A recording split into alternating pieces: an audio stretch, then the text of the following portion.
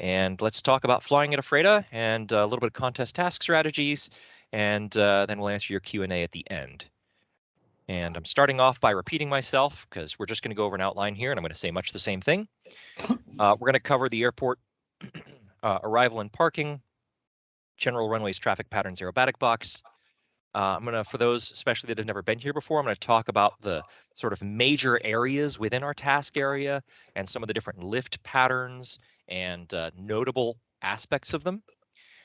Then we're going to talk a little bit about landing out and general tips and strategies for if that has to happen when you're here in the Ephrata area.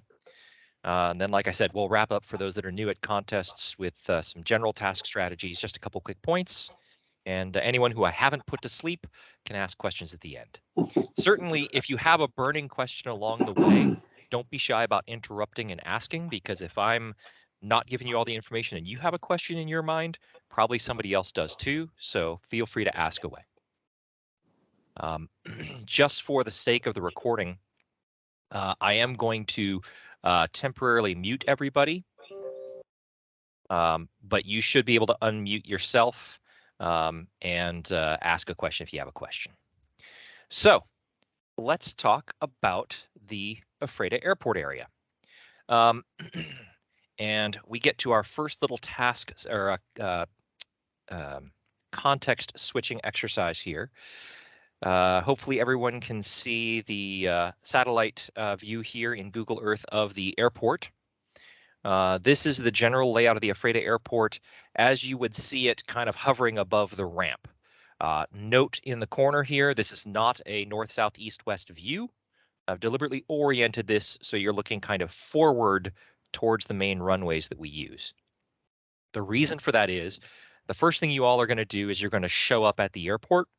And for those of you that are new, I want to give you a context for how you get to the SGC area of the airport. It's really straightforward, but it's not well signed. So hopefully this doesn't turn into too much of a slideshow for you guys. If it's not keeping up with my mouse moves and camera moves, somebody call out and let me know.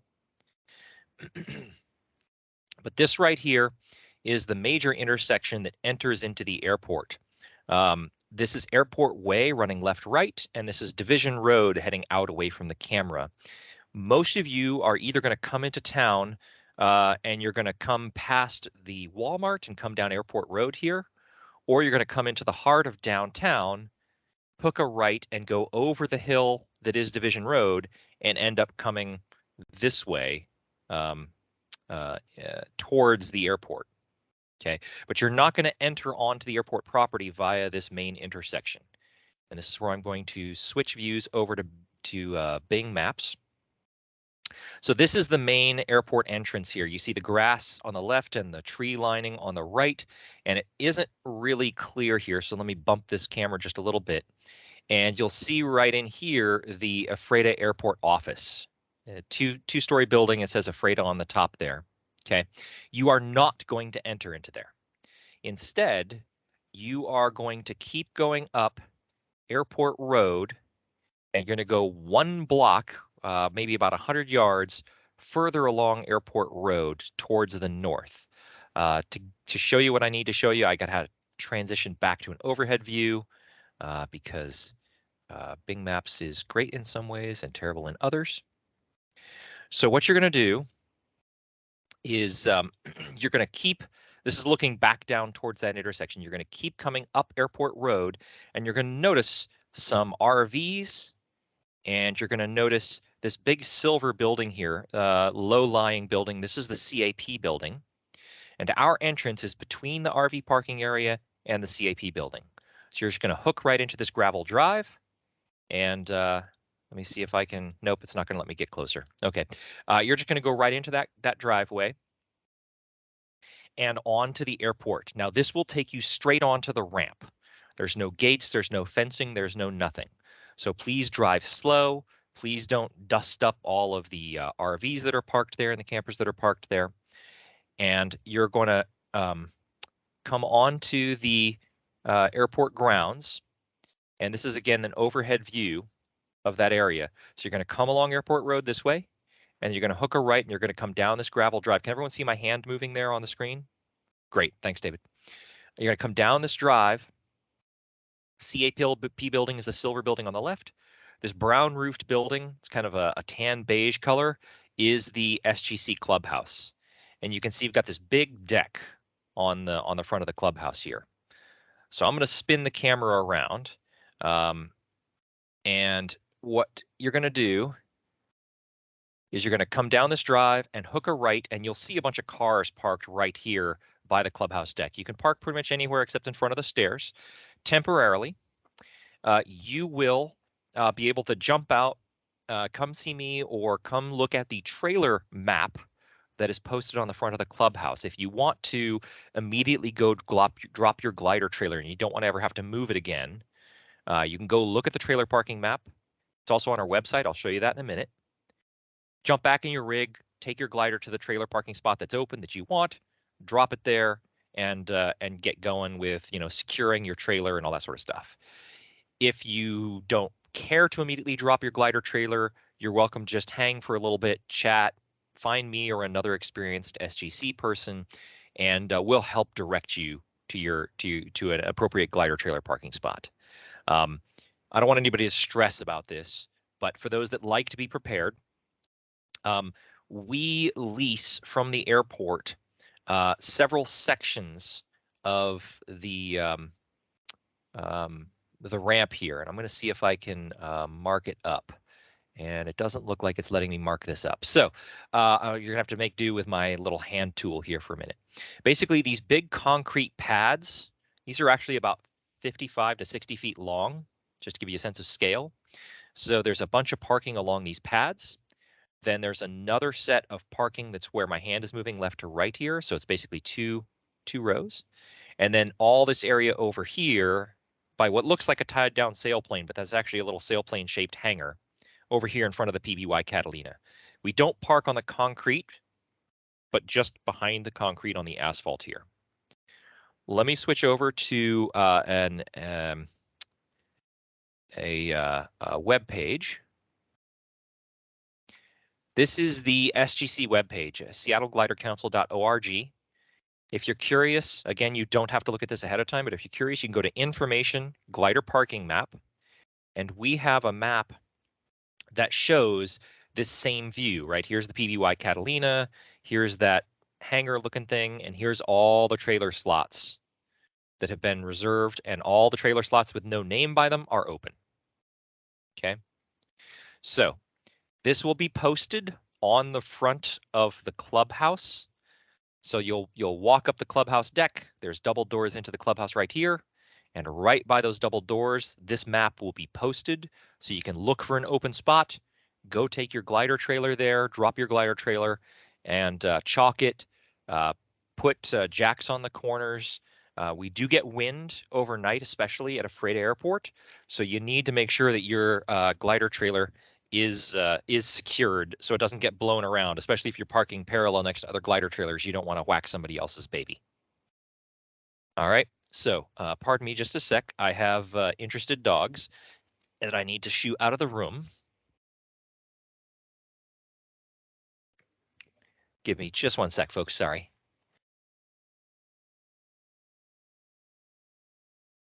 Noel, is it possible? Do they after they find their trailer spot, do they come back and put their name in the space so that if somebody else arrives later, they can, you know, like they want to park next to a friend or they have a little team of guys, can they fill in on the chart or do they just have to wing it?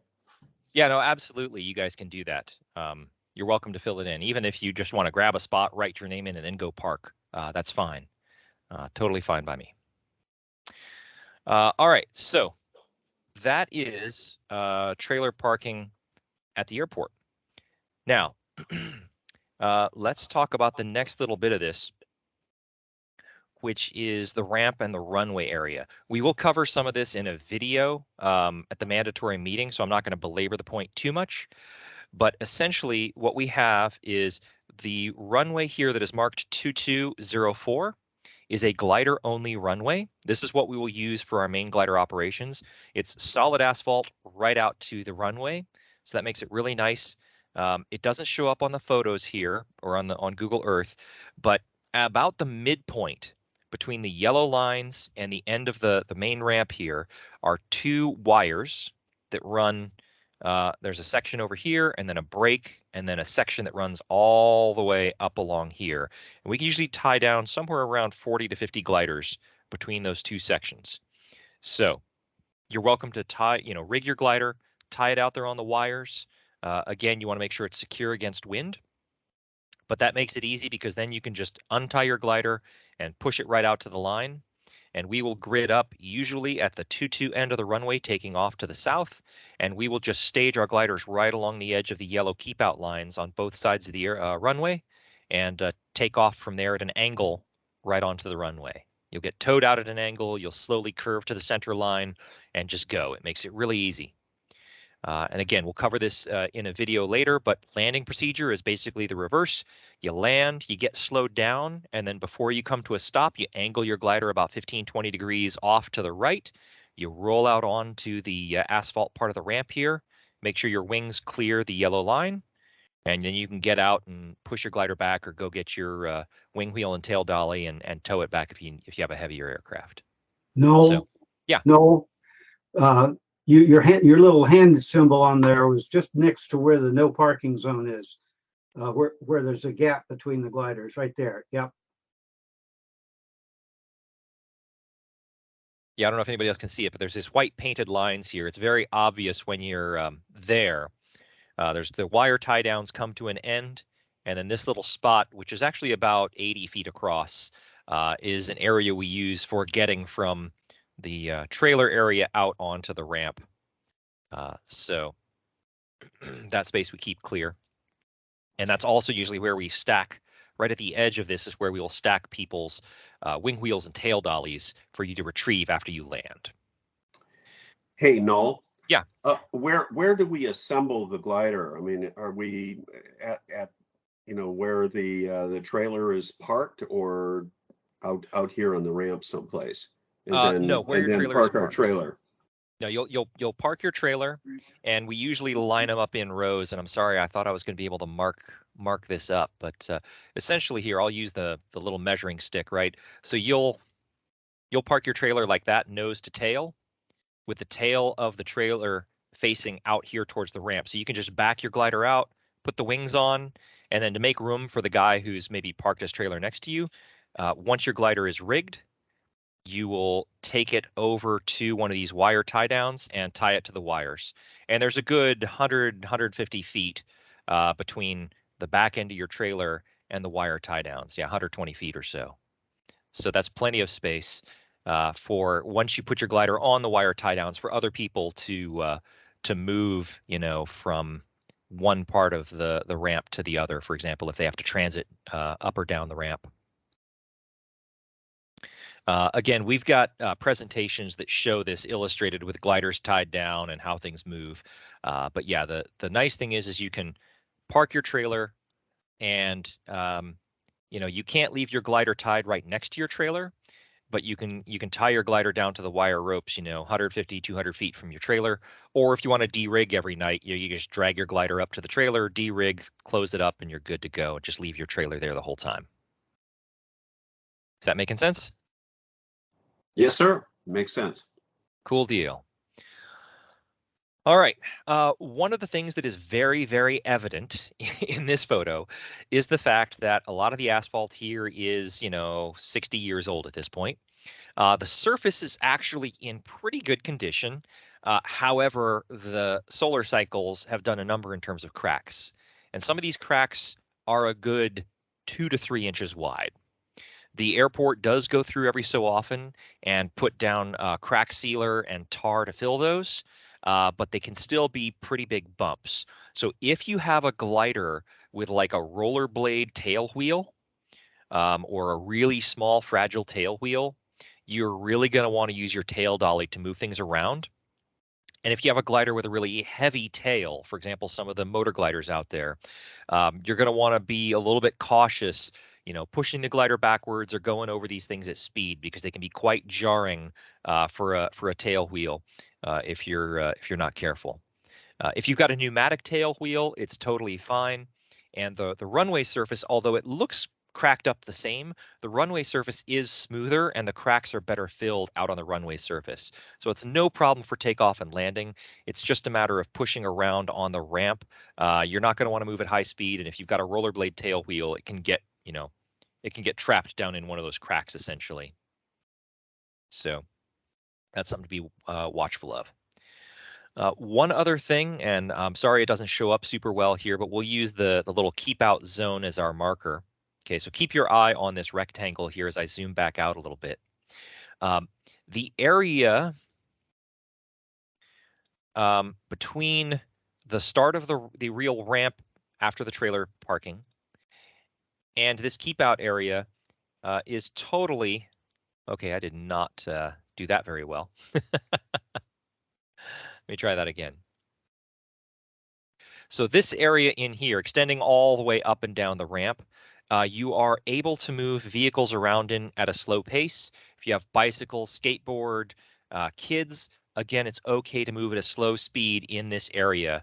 Again, all the way along the full length of the ramp. However, you are not to take vehicles past this keep out zone area here, okay? Between that area, which is where the gliders get tied down to the wires, and the runway is for people walking and for gliders being moved very slowly, preferably by hand. If you have a very heavy aircraft and you need to pull it out there with a vehicle, we ask that you do so extremely slowly, and then you immediately clear the vehicle well clear. But again, this is only a few hundred feet, so for most folks, it's perfectly easy to just throw your tail wheel and wing wheel, or tail dolly and wing wheel on, push it a couple hundred feet, take your gear off, drop your gear back over here somewhere or back by the glider tie downs, and you're good to go. Takes all of 3 minutes to get out to grid here. Even if you got to go all the way down to the end, it takes you 5 minutes at most. Mike, go ahead. Yeah, what was I going to say? But I was too slow. Back to the back where you were there just a moment ago. Oh yeah, the cables. Even if there are no gliders tied down to a set of cables, do not drive across the cables with a car. And you can ask me what happened to my glider when someone did and snagged a cable and ripped my landing gear. Yeah, people will leave, and it's perfectly legit to do this. People will leave parts of their ground handling gear and other things right along these wire tie downs, even when they remove their glider. And so these wire areas are a hazard the entire day, and you need to be careful about them. We have the keep out zone here, and then up at this end of the ramp, we have a probably about 200 feet of open space before you get even to the gravel over here. So if you have to move things with a vehicle, you can go down and around the end.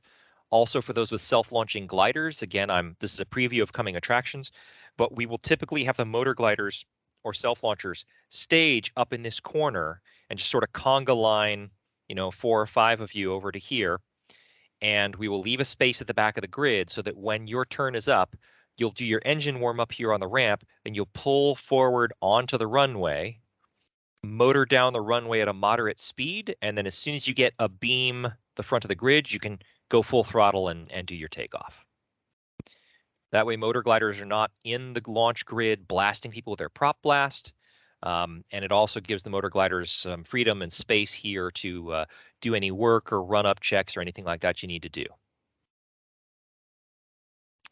All right, there's one other thing operationally that you all need to be aware of at Ephrata if you've never been there before, and that is you will notice that the taxiways between the power runway and the glider runway have 2 what appear to be entrances onto runway 2204, and there's a third one further south. But you'll notice this first one comes to runway 22 and then stops. There is no official taxiway on this side, and we, again, use this a lot for the glider stuff. This is clearly specified in the airport guide and in the information about the airport. but plenty of power pilots fly into Ephrata and don't check what the airport looks like before they fly in, and they don't check for airport NOTAMs or activity or anything like that.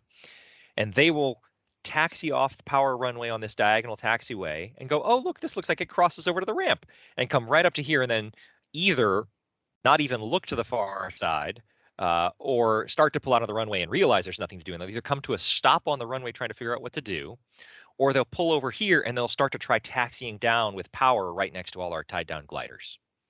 So if you see a power plane starting to turn over here, get on the runway and tell them, hey, go down to midfield and cross at midfield.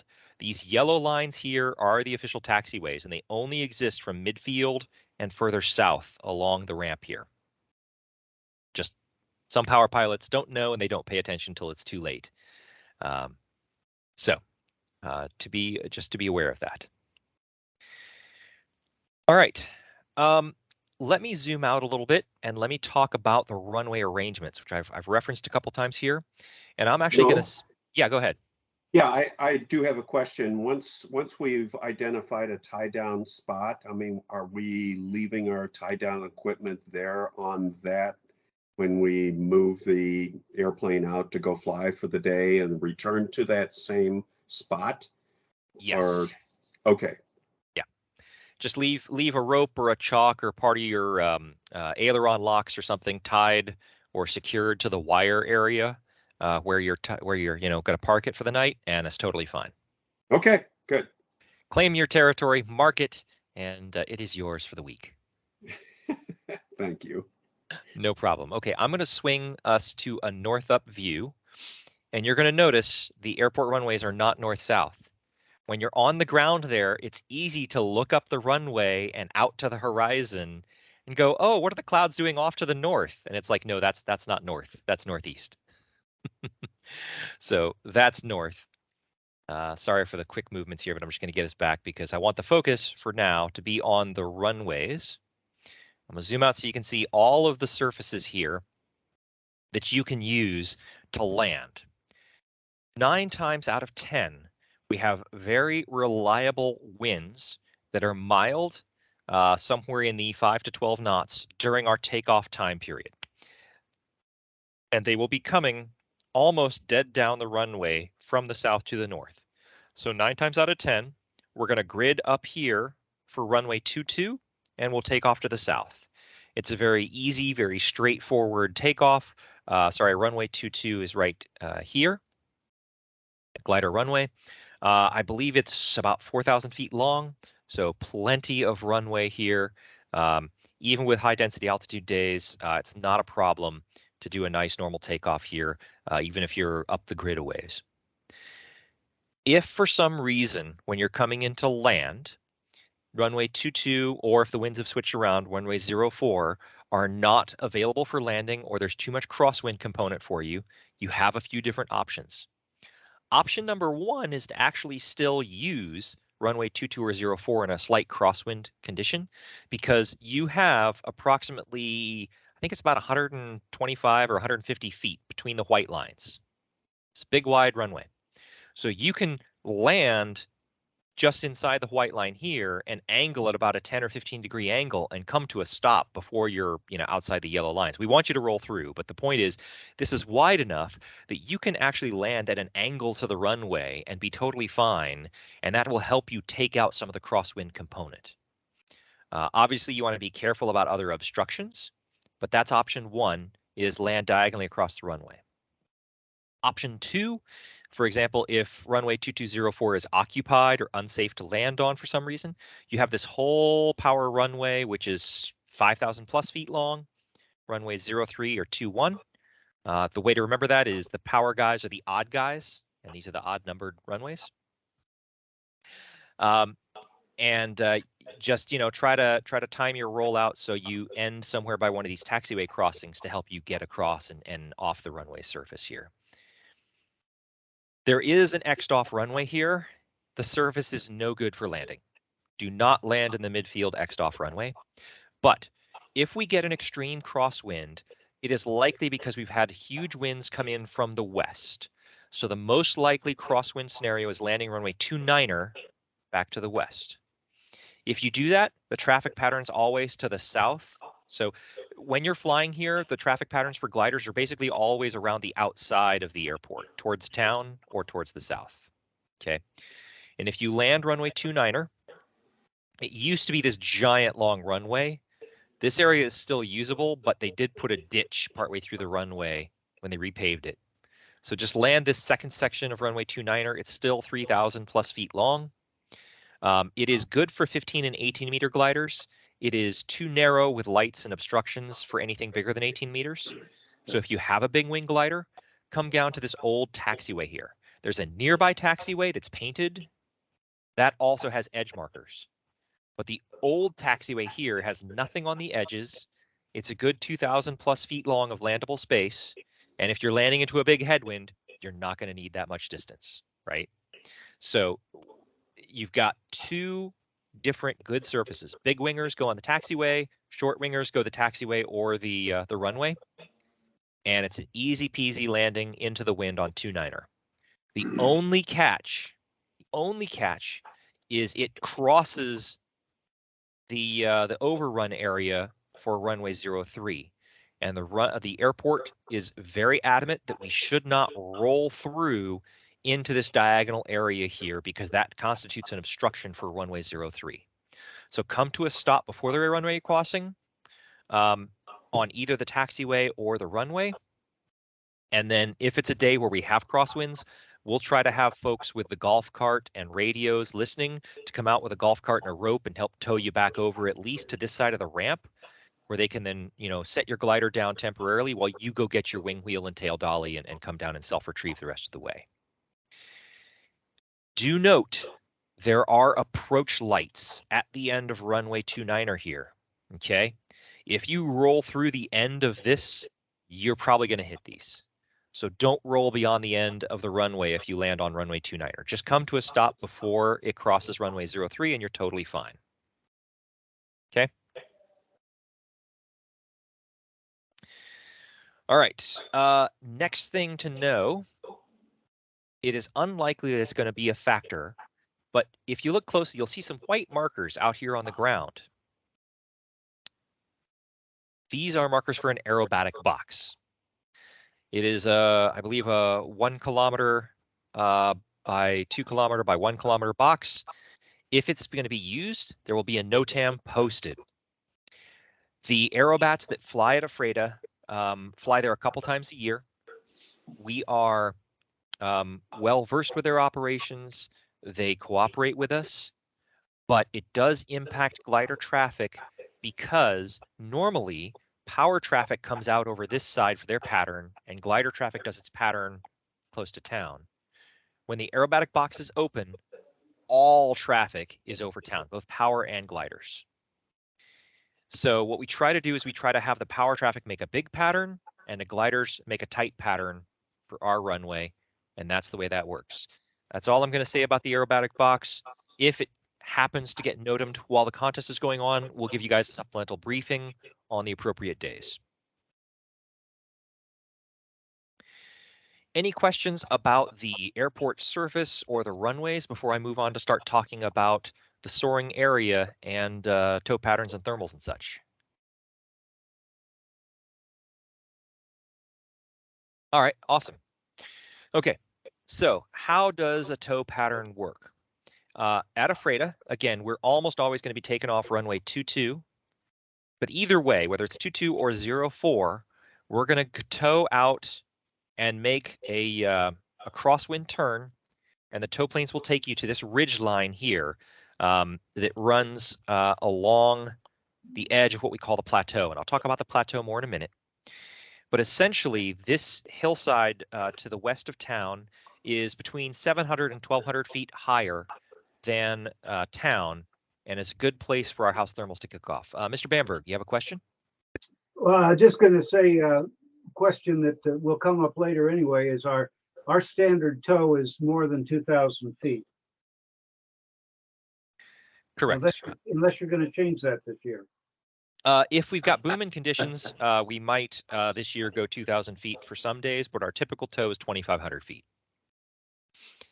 And it will be a constant racetrack pattern. You'll make that crosswind turn. You go down the ridge, and then at some point the tow pilot's going to turn away from the ridge, and you can get off, or you can land with the tow plane. The tow planes will not be making deviations except for traffic clearance purposes. Notable places where we find lift include this series of radio towers right here. They don't show up very well, but they are a couple 100 feet tall. So you do need to be aware of them when you're getting off tow here. But right around the towers and over the towers, there's good lift usually. Sometimes these knobs, we call this one, sorry, this is the North Radio Tower. There's this knob here with what we call the big house. It used to be just a single mansion up here. Now there's a couple more. And then the last place you can often find lift before the tow plane turns away from the ridge is what we call the pig farm right here. These hills just above this little valley that cuts up will often produce lift. So somewhere along a line from about the radio towers up to the pig farm is where you'll be towed and where you'll find your first thermal and get off and climb up. Now, I will say that those tend to be weaker and lower thermals than what you find further out onto the plateau. So if you don't get a super great climb here, it's often worth it to stick with it for 1,000 to 2,000 feet and then poke your nose out to the west a little bit or to the northwest and try to find something over the fields over in here. And, Yeah, Noel. Yeah. Noel, they're also right. Is the Triton where the three right where you're almost pointing is on the road on the highway there, and it is a Triton shape, and there's good thermals that pop off of there too. A lot of guys get a good rescue right there. Good point. Yes, the Triton or the Trident, depending on who you what kind of mariner terminology you like, Yeah. is another good place. It's a little further in on the ridge from the towers and the big house. So oftentimes that's the second place people go, or that's where you'll go if you're just not finding anything on the ridge. Good call. Thanks. Okay. So, like I said, typically as you move out onto the plateau, and the plateau is typically where you'll do your initial climbs and where a lot of our first turn points are, and I'll talk about those in a little bit, you'll get better as you go further away from town. If you can't find something, you do have to come back to town. Do note that we do have this notch in the hills here. Don't cut it too fine because you still have to get all the way across town. And there's a slight rise. There's a slight hill here that doesn't show up on Google Earth. But this hill is maybe 100 feet higher than town. So don't think it's a flat glide all the way to the airport. You got to get over this little bit of high ground and come downhill into the airport. But you can leave at about ridge height here and make it back in most gliders under most conditions. Obviously, you need to use your pilot sense and your aeronautical decision making in the real world for winds and other conditions to make sure you're safe. But if you find yourself running away from the ridge, you can sometimes find thermals right over this canal at the base of the hills. It's enough of a discontinuity that any thermals kind of traipsing through town get kicked off by the edge of the canal, and you'll find flocks of circling seagulls and or crows as good markers for that lift. If you're desperate and you're low, look for groups of seagulls or other birds circling over this canal or just over town near the canal. That's often a good kind of last-ditch low save. If that don't work, do not try to thermal low over this part of town. It's not going to work out. I'm going to say this again when we get to landouts, but the Ephrata task area is full of awesome landouts. The town of Ephrata and the airport property is full of rocks. If you land out within about 3 miles of Ephrata, you will bust your glider. At the very least, you'll tear up your gear, so don't land 1 or 2 miles short. That's about the only thing that will hurt you is trying to land within about a mile of the airport. So come back, land, take a relight. Don't try to scratch out too low, okay? This big white building roof here is the Walmart at the edge of town. If you're closer than the Walmart to the airport, you're too close to thermal, okay? You got to be at least a couple miles out here if you want a thermal, because otherwise you're interfering with the traffic pattern. All right. So that's the initial tow out and house thermal area. Any questions or concerns there before we move on? Noel, Go ahead, Tom. go ahead and give them the hard fact about turning left and how close you can turn. I mean, you said the building, but we have rules about thermaling. Yeah, it's basically within 2 miles of the airport at pattern altitude, or within 500 feet of pattern altitude. And 5 miles, all only left turns. Yeah, 5 miles of the start, 5 miles of the home airport, and 1 mile within 1 mile of any turn point, you're making left-hand turns. That's not an Ephrata rule. That's an SSA contest rule. So should be universal. Any of you who have flown contests elsewhere should know this by now, but any of you that are new to contests, or if you're flying for fun during the contest, you should be aware that gliders are going to be turning to the left within 5 miles of the airport and within 1 mile of any turn point. Now, we get questions every single time, so I'm just going to say this once and then move on. Yes, that means you turn right when you get off of tow, and then you have to come back to the left for your thermal. And I'm sorry, but that's the rules. I don't make the rules. I know it's a little bit inconvenient, but that's the way it's got to be. I will say that the thermals, usually our house thermals, while they may not be the strongest in the area, our house thermals are usually not that hard to locate. And so, the trick is don't wait until the lift is dying to pull the tow release. Pull the tow release while you're still in lift so you can make a little bit of a right hand correction, clear the tow plane, and then cut hard to the left and not completely lose the lift. Okay. All right. Let's zoom out a little bit and let's talk a little bit more about the task area. And for that, I'm going to go ahead. No, I Yeah. do have a question about is on release, is the tow plane going to make a circle to the left, or is he, going to be Correct. moving back towards the airport? The tow plane will always dive to the left. He will always dive away to the left and then return to the airport at a low altitude. So they are expecting you to make at least a 10 or 15 degree right-hand turn before you circle back to the left. Okay. And we've got really good tow pilots. They usually keep a pretty darn good eye out for tow plane or for other gliders in the launch area. But obviously everyone needs to be heads up when we're in a contest launch. All right, let me put up the turn points and zoom out a bit, and let me talk about our major task areas. So this is a view of all of our major turn points. And as you can see, it covers a majority of the eastern side of the state of Washington. We've got a pretty big task area. Having said that, we typically do not use the full extent of the task area. I'll talk about it a little more in detail, but off to the east here by Spokane, we have some military airspace for the Air Force Base that kind of walls off these last 4 or 5 turn points on the extreme east end. And then around the north end here, you see this ribbon of blue. This is the Columbia River.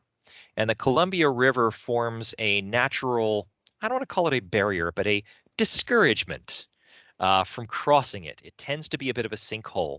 We do have turn points up in the mountains that we occasionally use, but because it's slow getting across, most contest pilots prefer it when we task out on the flats because people get a higher overall speed and it's not so difficult getting across the river one way or the other at the beginning or end of their task day.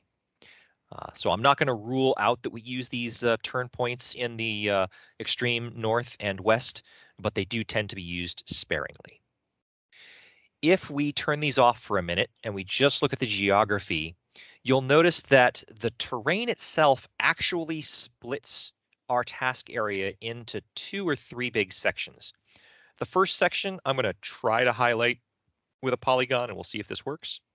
From about Grand Coulee Dam up around where the river flows over to Wenatchee, back down to a town called Quincy, and back over to Ephrata, which is next to Soap Lake here. This whole area I've just highlighted in white, I'll take it away in a minute, that we call the plateau. The plateau is a major defining characteristic area of our task area. Now, as I take it away, you'll hopefully see how it's kind of ringed with water and canyons, this oblong shape here. All of our like milk run tasks and our badge tasks when we have new pilots out here, it's all on the plateau. The plateau is a great place for reliable lift, good markers, both clouds and tons of dust devils. And several of our standard turn points that we call all the time run up and down a couple of different parts of this plateau, and I'll show them to you in a minute. Before I go into detail on the plateau, let me show you the other two major areas. The second area I call in here the East Basin. And again, it starts by Grand Coulee Dam, comes down the lakes here, goes down to basically past Moses Lake down to around Othello or Connell, out to what we call the Palouse Hills, if you know the local geography, and then cuts up north past a turn point here called Davenport. Again, you start getting into military airspace if you go much further east. This is called the East Basin. At least that's my term for it. It tends to fly a little differently than the plateau. The major lake here, Banks Lake, and the canyon that comes out of it called the Grand Coulee and its various lakes are kind of a barrier in terms of air masses. And so you'll often have a slightly different air mass on one side from the other, and they'll fly slightly differently. And it might be hot in one area and not hot in the other, or vice versa, or it's hot in both areas, but you'll find a discontinuity in the lift height or how much cloud you have or various characteristics. The East Basin is a little bit lower. The plateau is a little bit higher. I'll talk about those more in a minute. The final area, I've already mentioned it, but basically this whole bordering region to the north and to the west, I call the mountain terrain. A lot of people call this area up to the north Tiger Country.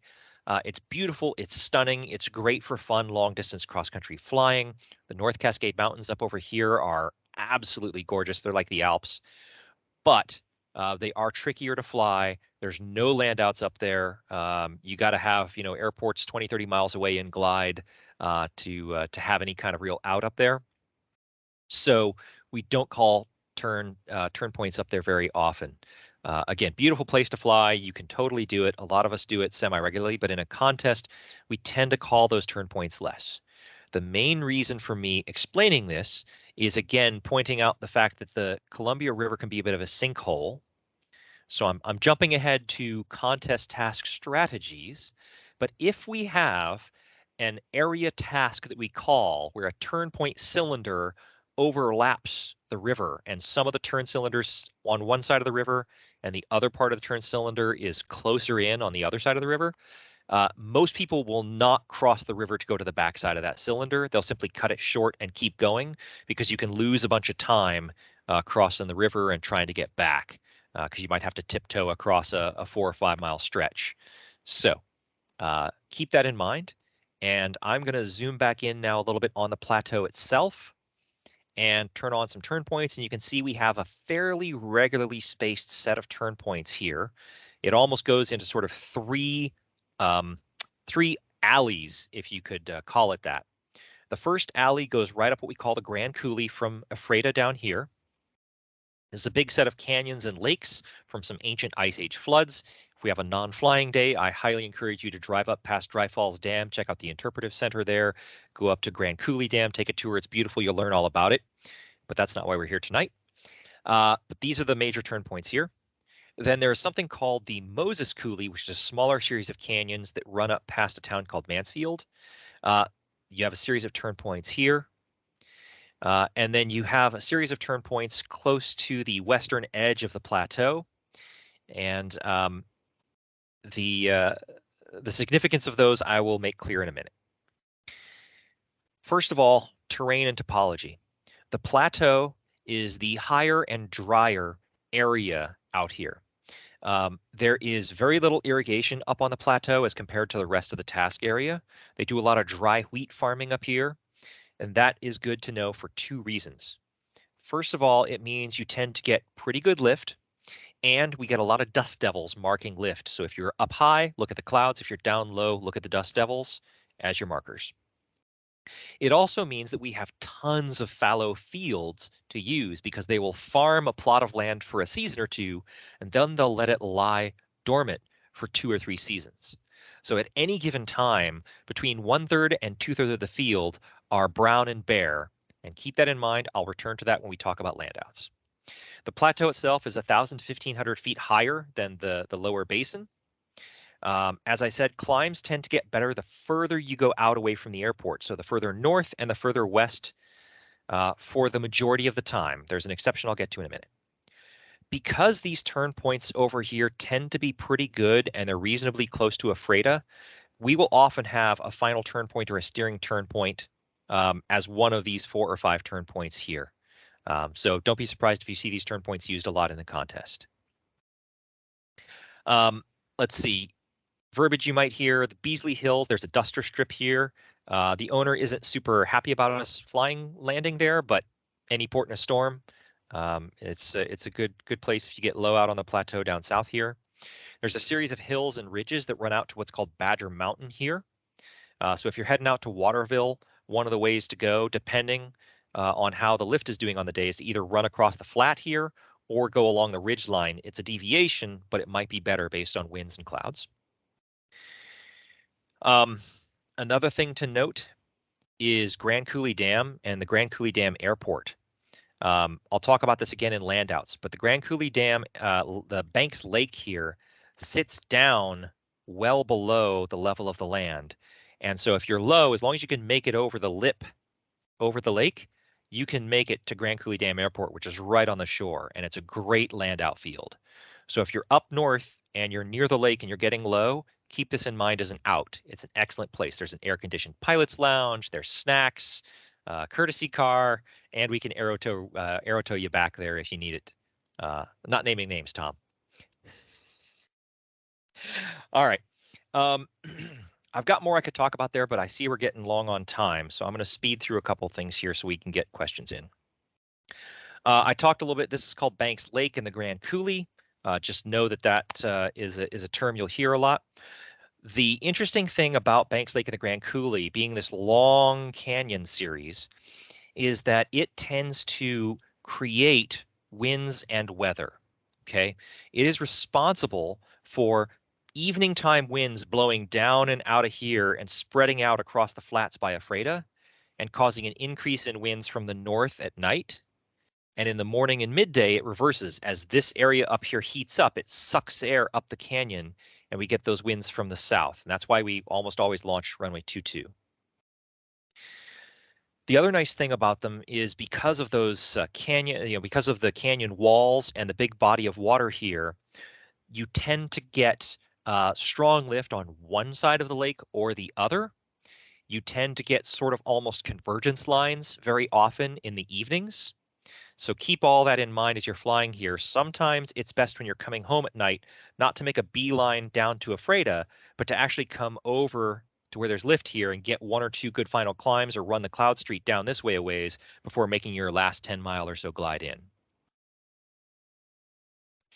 One more thing up at the north end of Banks Lake.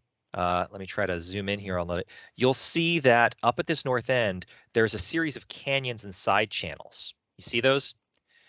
If the wind is funneling things up here or the sun angle is right, these can be great low save spots. Again, you need to make sure that you're careful if the winds are strong and that you can get over the rim to get down to Grand Coulee Dam Airport. But if you're only a few hundred feet above the rocks and you're too low to really go out here over the lava to try to find something, come to the edge of these canyons and look at these little bowls that can funnel winds and stuff just right up. Okay, you can get good low saves out of this area. Just be safe about it. The opposite is true at the south end of the lake. There's this Dry Falls Dam area. As you can see, it's kind of gnarly, scraped lava rock from the giant Ice Age floods. And there used to be an airport east of town. This is now being used for farm equipment storage. It is deadly to land there. Don't land there. Luckily, it's no longer on the aeronautical charts. But if you're looking from the air and you're low and you're desperate and you're like, oh my gosh, it looks like an airport near Coulee City, don't land there. There is a duster strip further to the north Let's see if I can find it for you. There it is right there. You can use that. It's marked as, I think, South Hanson Field in your turn point database. That is landable, but Cooley City itself is not. So try not to get low out here because your options are slim. Okay. If you're coming in from the east and you're like, well, shoot, I can't go to Cooley City and I don't have enough altitude to make it back to Ephrata, you have Wilson Creek here. Again, I'm going to put us north up so you can see this. You have Wilson Creek on the way back to Ephrata if you're coming in from the east. Wilson Creek is a great place to land out if you can't make it to Ephrata and you don't want to try to make a low scrape into the airport. Okay. Also, it sits up on a little bit of a prominence above the town there. So if you have, glide to Wilson Creek, you're pretty well clear of other terrain.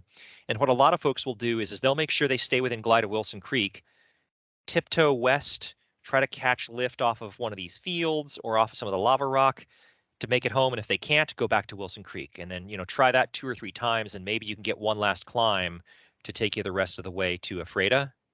But use Wilson Creek as kind of like your base of operations at the end of the day if the lift is dying. Don't stray too far from Wilson Creek. It's better to land out there and get a quick 10-minute aero retrieve than it is to try to deal with this lava rock out here. Noel? Okay. Yeah. What for those of us who've never flown out this way, what kind of thermal strength might we expect, and what typical heights do you fly at in this area? Are we on oxygen? Are we, can you give us just a little general idea of that? Absolutely. Thank you for calling me out on that. I forgot to mention it earlier. Let me take one step back and let's start with elevations. So airport elevation at Ephrata is 1276 MSL. And again, the plateau is about 12 to 1500 feet higher than that. So that's up around 3 to 3500. The East Basin is a couple hundred feet above the airport, but not much. So call it 1500 to 1600 out here. I'm going to keep going up in altitude to give you some ideas here. Typically, lift is very hard to work below about 4,500 feet MSL. Okay, you can save out from 4,000 feet, but it's rare. Most people try not to get much below 5,000 feet MSL. Top of lift is usually somewhere between 7,500 and 10.5. Okay, so you're looking at usually being about 5,000 to 7,000 feet AGL when you're topping out. Lift strengths on a moderate day out here are about 6, maybe 7 knots. If you, on a typical day, you'll hit a bunch of 6 and 7 knotters and you'll catch a couple 9 knotters. They might not stay 9 for the whole height gain, but you'll get a few turns at 9 and then they'll die off a bit. And you'll run into several 3 and 4 knotters. But you'll hopefully not take those. Hopefully you'll stick with the 6 and 7 knotters. So it's not quite Nephi conditions, but it's better than a lot of places. The opposite side of the coin is true, however. We do get some pretty good sink out here. So you'll see 6 and 7 knots of lift, and you will see small isolated patches of 8 and 9 knots of sink. So you do want to be a bit conservative with your final glides. You don't have to be crazy conservative, but you do not want to try to start yourself right on final glide with no margin. Because out here, you can start on final glide at 30, 35 miles out, and that's no strange thing.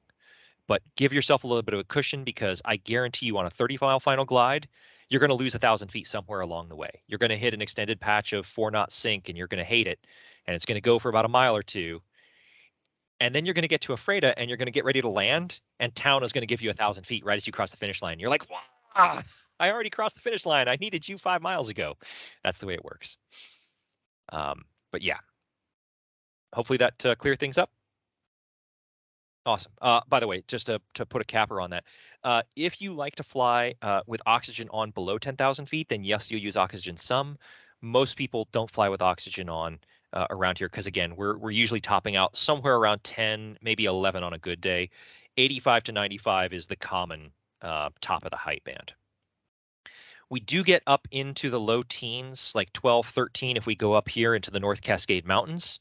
But again, we will probably not be doing that at all on the contest tasking. All right, I see we're at time, so let me try to zip through the last couple points here. I'm going to skip talking more about the rivers and mountains because I think I've conveyed what I need to convey there. So let's talk about landing out. Oh, sorry. Yeah, we'll talk about landing out, then we'll talk about weather patterns, and then we'll get to your Q&A and tasking stuff. All right. We have a ton of airports in our task area. Mansfield is an airport. Waterville is an airport. The Hanson area has an airport. Wilson Creek is an airport. Davenport, Wilbur, Odessa, Ritzville. There's airports every 15 or 20 miles here. So we've got lots of land out options that are airports. On top of that, we have all these fallow farm fields, and we have a few duster strips like Beasley Hills and a few others. You'll probably spot a few that aren't charted from the air even. Of course, we just don't know what the condition is on the ground of those, so exercise caution with an unknown duster strip, of course. The biggest rule of thumb, and I'm actually going to switch back to my outline to highlight this, landing out, green is mean. That is a saying we use over and over out here. Green is mean. And what we mean by that is it is impossible from the air to tell how tall the crops are out here if they're green. Guys plant low-lying alfalfa and guys plant field corn. And until you're in your landing run, you won't be able to tell which is which. And the wheat might be 6 inches tall or it might be 2 feet tall before it yellows and browns out, right? So do not go for a green field unless that's your only option. Instead, pick a fallow brown field. Look at this satellite map. You see there's an awful lot of brown out there. The brown fields will often have a very soft soil they call loess, which is like this super fine powdery stuff. It makes for a very soft, cushiony landing. You'll have a very short ground roll, but it'll do no damage to your glider other than get lots of dust in your air vents and up in your wheel well. But it's a very, very benign. The only catch with landing in a fallow field is that loess soil can be so soft that your glider might sink in a couple inches and it's going to take some effort to push out. The bigger issue is that means you don't want to try to drive your glider trailer onto the field to pull your glider, to pack your glider away. For two reasons. First of all, your trailer might sink in, or your car. Second of all, that's the one thing you can do that'll piss off farmers around here. Okay, landing your glider in a farm field, especially a fallow field, they don't care. It does almost, no marking, right? You'll leave one little trough from your main wheel and that's it, and they don't care about that. If you start driving vehicles on there, the farmers, whether this is true or not, they believe that leaving a crust on top of the soil that's compacted helps hold moisture in. And if you start driving vehicles, it busts up that crust and they get very angry that you're letting their field lose moisture and they're not going to have a good crop the next time they plant there. So if you land out in a farm field, pick a fallow field, land 2 to 3 wingspans in, push your glider to the edge of the field, and then bring your trailer to the edge of the field and de-rig and pack up your glider at the edge of the field. The other thing to look out for is this plateau from the air looks really flat. But once you get down low, you will see that it undulates and it ripples. And there are what they call glacial erratics. These are car and house-sized boulders that were dropped during these great ice age floods. And they are so big that farmers don't necessarily move them. The way you can tell where they are from the air, and I'm sorry, I don't know on the satellite here if there's a good example I can show you, but you'll see a farm field that's been plowed in straight lines like you see this one here, and then you'll see like a wiggle, or you'll see like a little circle. And that wiggle or circle is telling you that there's an obstacle right near there or a discontinuity in the ground, and you want to stick away from that, right? Land somewhere else where the plow lines are nice and straight, or where you can't see any wiggles in plow marks. All right, last thing on landouts.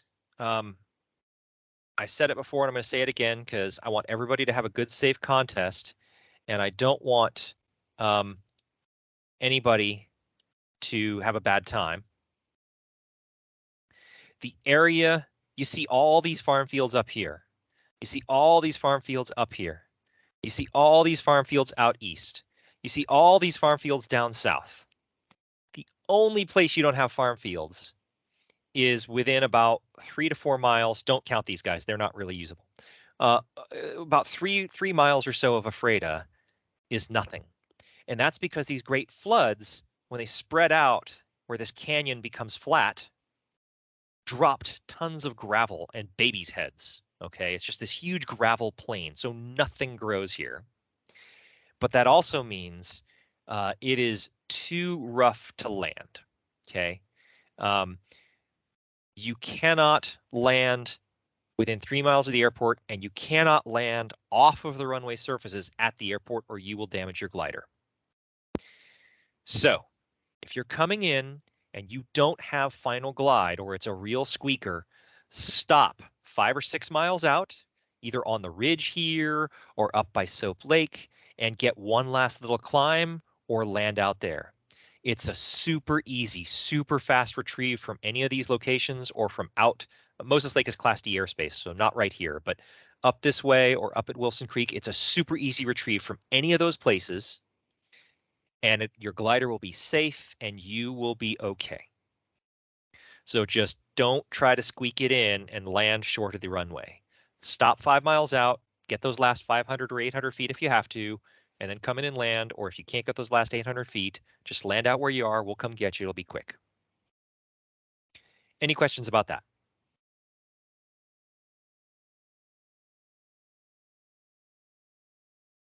Awesome. Well, when you say we'll come get you, are you talking about a tow plane will come get you? If you're in a field, do we ever do that? Or does it mean we'll come get you with your trailer? We will come get you with your trailer unless you're at an airport. If you're at an airport, we will dispatch an airplane to aero retrieve you as long as you're okay with that, because of course there's aero retrieve fees that apply. But we can easily get you from Wilson Creek Airport, Mansfield Airport, Grand Coulee Dam Airport, Waterville Airport, even maybe Wilbur Airport. Any of those places are an easy retrieve. Aero retrieve, excuse me. And we've done that with the tow planes plenty of times. We will not come get you out of unmarked duster strips because often those are very narrow and we just don't know what the conditions are or if it's safe or if the owner would appreciate that.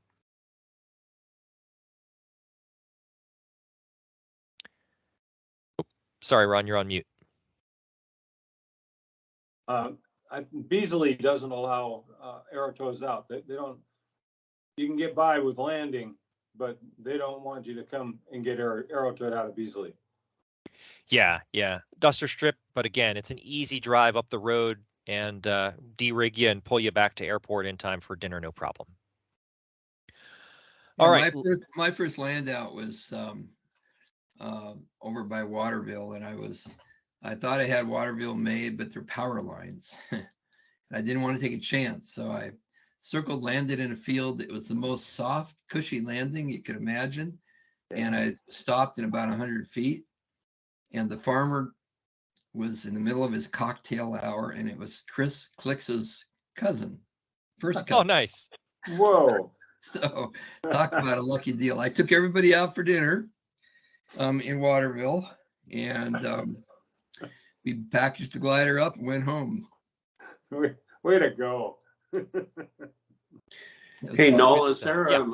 a list of airport bonus airports? We don't maintain a list.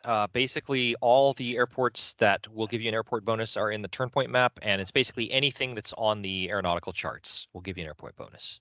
Okay, thanks. So if it's on a sectional, you'll get the airport bonus for it. And Noel, the Turnpoint database that we should be using, I think you sent out an email previously. It's on Worldwide Turnpoint Exchange. Is that right?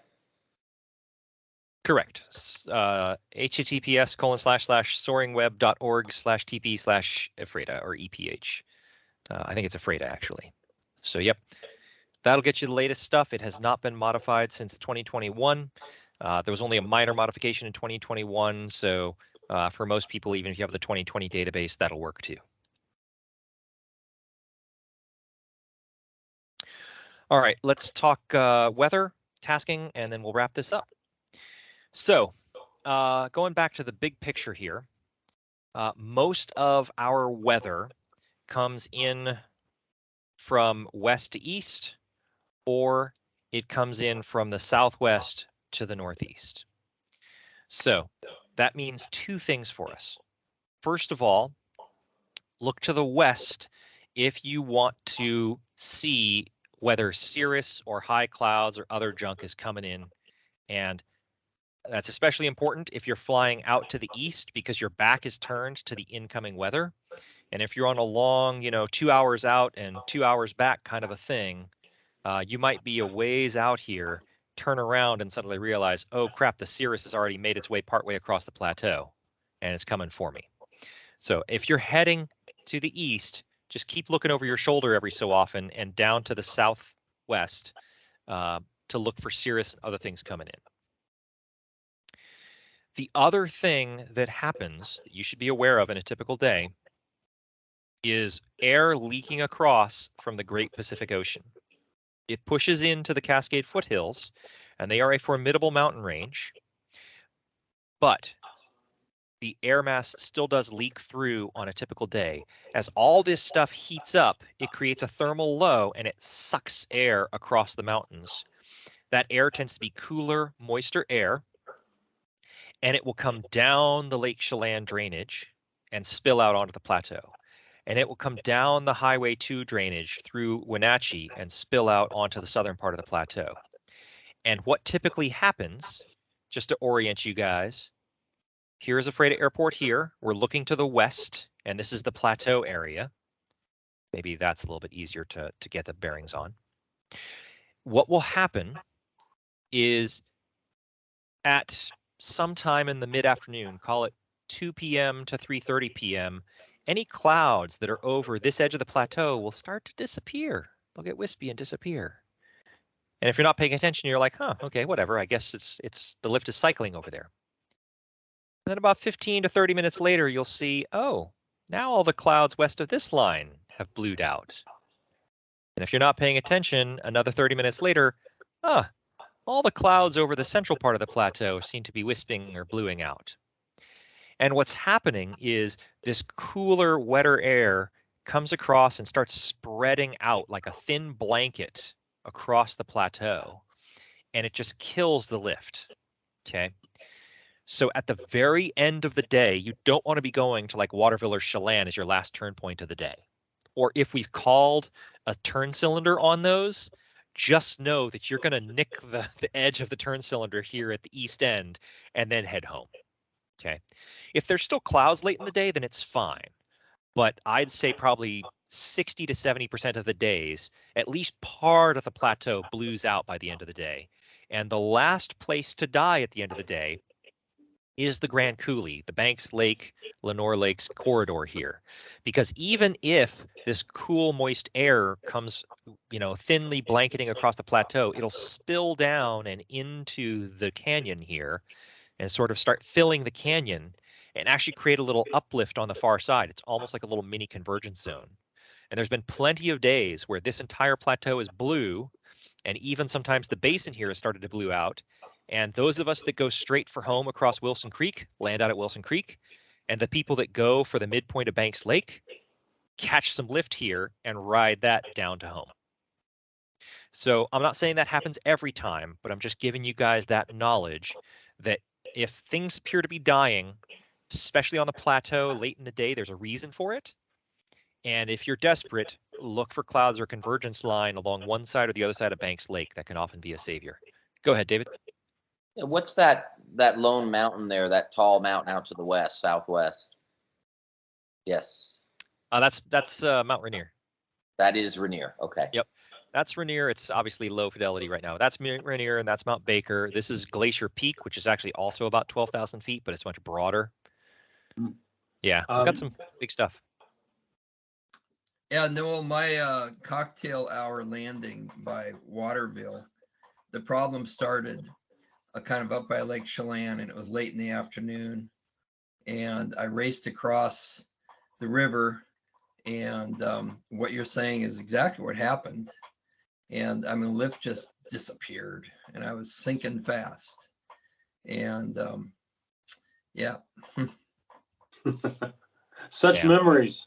yes, that was my first off-field landing. You never forget your first. That's right. There's one other thing that actually falls more under the area briefing I was giving earlier, but it reminded me I needed to cover. And that is in this eastern basin area. It looks like this area up here to the northeast is dry and rocky, a lot like some of this other lava rock. But in fact, if you zoom in, you'll see it's actually forested. Okay, there's all these little what we call potholes or colk holes where the groundwater level is right close to the surface. So if you're flying on a big day, we might call the Creston turn point or the Davenport turn point here. And these are, again, out in the northeast corner of the task area. There is this section you'll have to cross that can be very soft. So if you're out east and you see these green areas, just know that they tend to be softer areas. They look like they're lava rock, but if you look closely, there's lots of forest, and you tend to get better climbs closer to Wilbur and Creston than you do between Creston and Davenport. So just Good be aware of point. that. Yeah. All right. Let me show you guys. Got a quick question. No, Go for it. I use SkySight basically for weather, and how accurate is it, do you think, in this contest area? SkySight is pretty darn accurate in this contest tasking area. Yeah. The one thing that I will say is that occasionally SkySight is a little pessimistic for our area, especially in terms of thermal heights. Sometimes it'll say you're only going to get to 6,500 or 7,500, and people get 1,000 feet above that. But most of the time, it's within a knot and a half in terms of lift strengths, and certainly in terms of clouds and everything, it's pretty good. I'm going to speed through some slides while I talk here that we've already covered, so pardon the judder on your screen for a minute. Okay, and as far as SkySight and the convergence display that you can come up with, I mean, is that a factor? Yes, SkySight shows convergence fairly darn accurately for our area. Convergence, unless it's a big wave day, convergence is always mild in our area, but there are streets of lift and sink almost every day. And SkySight will give you a good idea about where those are going to line up. It'll help you also see where the prevailing wind direction is and all that sort of stuff. And it's really good at that. And you definitely can gain an advantage by finding those convergence lines. Again, it's gentle, half a knot or a knot, but they'll be 20 miles long or 10 miles long. And if you stay in that good air, you'll do well. And if you go into the trough and you're in the bad area and run down the bad area, you'll be doing much worse. And will they typically line up with the wind? Yes. Typically, Yeah, when is line the up. last update to SkySight in the mornings, usually in our area? Right about 9 a.m. Okay. Usually somewhere between 8:45 and 9:10 a.m. is when the latest data will be live for the day. Hey, one other thing, when I crossed the Columbia on that flight, if I couldn't make it, I saw these really nice green areas of vineyards. Those are decapitation fields, right? Oh, Green is mean. Say it with me. Green is mean. Yeah. ooh, And especially the normal vineyards. wires. Oh, yeah. Yeah, and the orchards aren't much better for the apple trees either. Those are not soft. No. All right, we're running way over time here, so let me hit these really quick. And anyone that wants to talk about contest stuff more deeply, please email me afterwards, and I'm happy to tell you all that I know. First things first, if you're new to contests, you can't score well unless you finish the task. The best you can do if you don't make it home or don't complete the task is about 40% or 400 points when the winners are getting 1,000. So it's a huge thing to get home, even if you get home slow.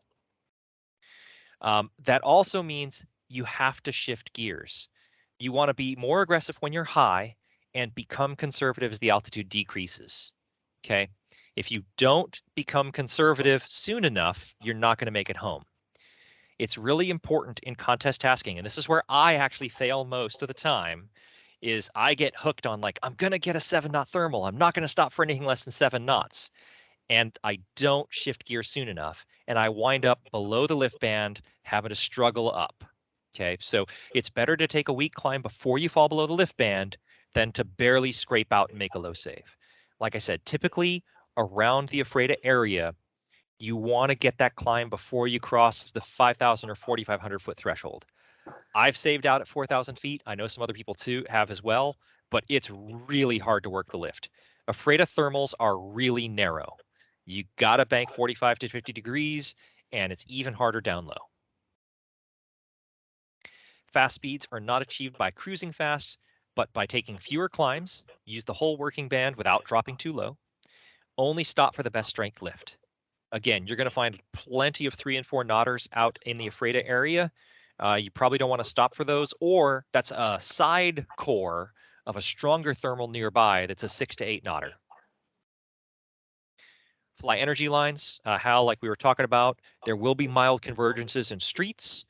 Oftentimes they're marked with clouds. Oftentimes they're not marked with clouds. If you know where they are and you can use them, use your Netto Vario, use SkySight ahead of time, think about the terrain shape of the prevailing winds. They'll give you a noticeably improved achieve L over D over the course of your task. And Noel, it sounds from everything you're saying, it sounds like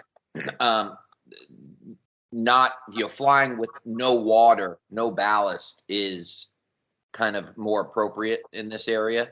Did you say Yeah, that? we actually, sorry, I should have said this up the top. We always have our contests as no water contests. Okay. First of all, because we only have 2 filling stations. And second of all, because our lift strength is usually right on the edge of making it worthwhile to fly with water. So it's just easier to not fly with water. If we were getting to 12, 14,000 feet and you could really bomb along at high speeds up at altitude, it'd make a difference. But Yep. we just don't quite have that. We're more in the medium strength, super consistent kind of soaring site than super strong lift, crazy variability site. Makes sense. Yep, Yeah. makes sense. All right, for area tasks, again, I apologize that we're cutting this short for those of you that are new to contests, but these are where you have large turn cylinders. Unless dictated by terrain, go for longer legs early, go deep into your turn cylinders on the early turn points, shorter legs late. That's especially true in Ephrata when you have these winds that can kick up in the afternoon, and you might be having to fly into the wind to go home, or you might have to fly across the plateau as it's bluing out. Making those last legs shorter can really save you a lot of pain and heartache and make it easier to get home.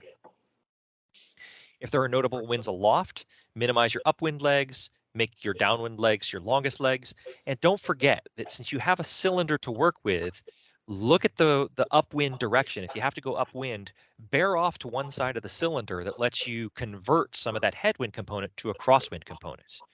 Every little bit you can save helps your L over D. One less climb you have to take while facing into the wind saves you a huge amount of time on course, huge amount of achieved speed.